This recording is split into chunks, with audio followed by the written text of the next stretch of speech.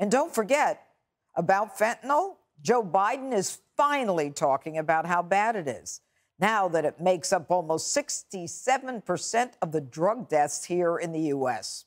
The number of overdose deaths doubled last year, 107,000, 75,000 of those attributed to fentanyl. But if you ask the Biden administration, they're doing a great job. When is the president going to do something? So you have seen a 200% increase of fentanyl seizures, which means that we are doing the job of catching drug traffickers. We are securing the border. We are securing record levels of funding from DHS so they can stop illicit drugs from entering into the country. This is stopped. This is being designed to target children. Drug cartels in Mexico want to kill American kids. What is this president doing about it? To say that we're not doing enough, Peter, is just falsely, categorically wrong, especially on a day that we are observing what needs to be done. And we have announced, DHS has announced, $80 million to prevent that. So we are doing the work. Give me a break. They're saying they're arresting drug traffickers, and guess what's happening after that? They get released on bail, skip their court dates, and kill more Americans with Chinese poison that comes from Mexico. The only thing that is categorically wrong is the idea that Joe Biden has done a thing to secure the border or protect Americans from deadly fentanyl. Joining me now is Derek Maltz, former DEA Special Ops Division Director, a good friend, someone that I worked with many years ago. All right, so let's just get right to it, Derek. The president's press secretary says that they are fighting fentanyl. They're doing so by securing the border and by a 200% increase in fentanyl arrests. What say you about that? So, Judge, they need to understand that families are waking up every day, 300 a day are dying.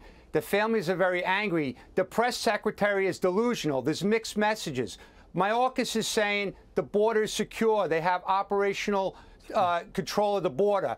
You listen to it, like, where is the border czar? Like President Biden said she's going to fix the problem. We haven't heard anything. The president himself said it was an unusual and extraordinary threat to national security, but he has a wide open border. You know what we need, Judge? We need an Operation Warp Speed for the fentanyl crisis. We need to destroy the production labs in Mexico.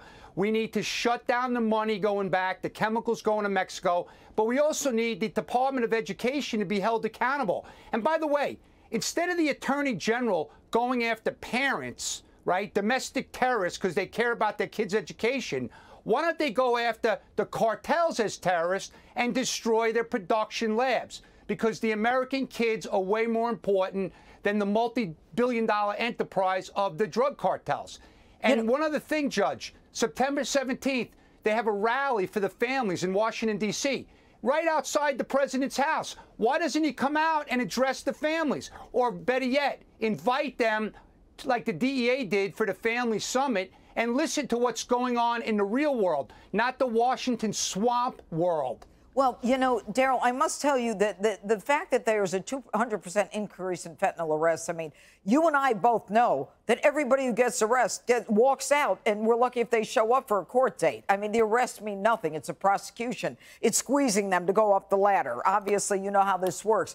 But what's amazing now is they've got these colored pills now that are intentionally produced to appeal to children. We've got, and this is your word, the undeclared war by China against the United States with Mexico, with 100,000 people dying of poisoning. We're not even talking about kids who are drug addicts. They're being poisoned.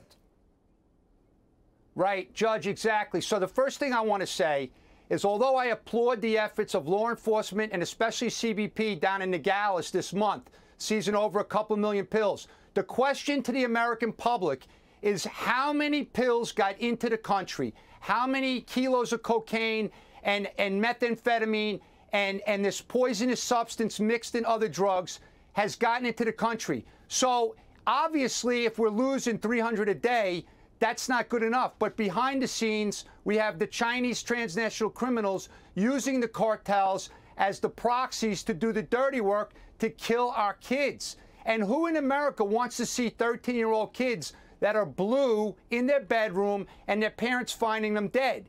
It's incomprehensible that this White House, okay, under Joe Biden, there's going to be 200,000 dead Americans in his first 2 years, based on the average of 300 a day dying from drugs.